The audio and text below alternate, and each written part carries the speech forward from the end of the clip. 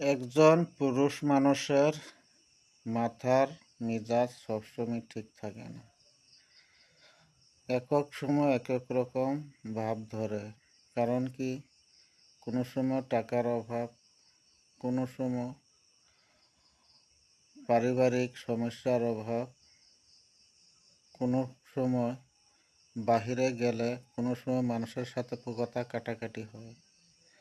সেটাই বলি, পুরুষরা যখন ঘরে আসবে তখন মহিলা মানুষগুলো তখন ওইটা বুঝতে হবে তার মনটা কখন কীরকম থাকে। যদি হয়তো কোনো সময় একটা কড়া কথা কয়, তো এই টাইমে যদি উল্টা তার স্ত্রী যদি উল্টা জবাব দেয়, ওই সময় কিন্তু তার মেজাজটা আরও খারাপ হয়ে যায়। এই কারণে বলি, আপনারা নারীর লোকরা পুরুষের মনটা বুঝবেন।